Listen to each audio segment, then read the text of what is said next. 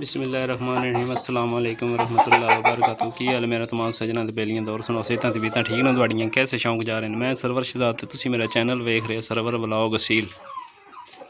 सब तो पहले रिक्वेस्ट है कि मेरे चैनल को सब्सक्राइब कर लो, बेल आइकन को प्रेस कर लो क्योंकि हर आने वाली वीडियो तुहानूं सब तो पहले वेखने वास्ते मिलती रहे। वेख सकते हैं मेरा जावा मुर्गा तकरीबन 1.5 साल का एक टाइम चैंपियन है। ऐसे सीजन लड़िया 5 मिनटा च अगे कुक्कड़ नस गया इससे अगे ला के। तो ये छोटा जहा टिप्स है, ये तुम वीडियो एंड तक वेखनी तो इंशाल्लाह तुहानूं मज़ा आवेगा तो तुहानूं सीखने वास्ते भी कोई मिल सकता। मुर्गे जेडे कमज़ोर हो जाते हैं, कई सोकड़ा हो जाता है, कई उंज कमज़ोर हो जाते हैं, कई जुआं पै जांदियां ते इसनूं जुआं पै गई। तो पहले मैं इसनूं इसका पेट साफ किया, जेंटल दी है।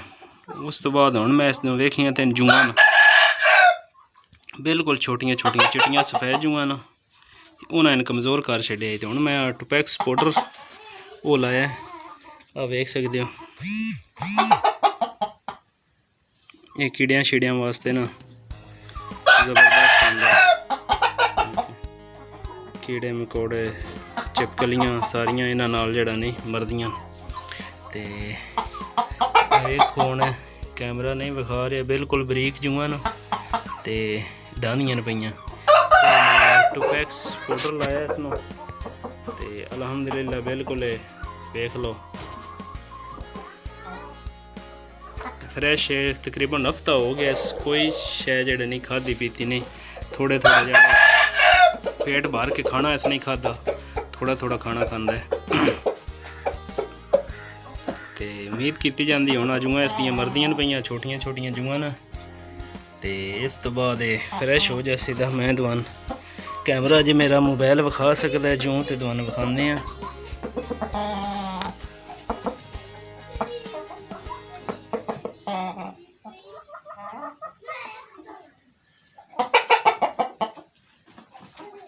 बिल्कुल छोटियां छोटियां न ते ये बरीक न, सही साफ नहीं दिस रही। तो भाई वीडियो बनाने का यही आई विच नवे शौकीन नज़रात जोड़े होंगे उन्होंने कोई नहीं पता लगता, ये कमज़ोर हो जाते हैं। बस असी वेहदे तक दे से कोई ना दाना पानी पा छड़िया। तो जिन्हें शौक नाल अपने परिंदे रखे होंगे एक एक पर इन्हों का खोल के चैक करे। ज़्यादातर इन्हों वेट करने वाली जा जी नहीं आती, पूछल के थले उत्थे ज़्यादा जड़ा नहीं अटैक कर दियाँ उत्थे ही आउंदियां न। अगों हुण गर्मियां आ रही जो मैं ना वेखा ही तो इन्हों उत्थों जख्म कर छड़ने आन तो मुर्गे की जेड़ा वेट करने वाली जा पक जानी है, बिच कीड़े अगों बन जाते हैं गर्मियों च, मुर्गा ज़ाया हो सकता है। तो ठीक है दोस्तों, माशाअल्लाह तुसां लाजमी आखना है माशाअल्लाह माशाअल्लाह। तो वीडियो लाइक करे, शेयर करे, सब्सक्राइब करना नहीं भूलना। नवीं वीडियो नाल इंशाअल्लाह तुहानूं मिलांगा। अल्लाह सोहने दे वाले।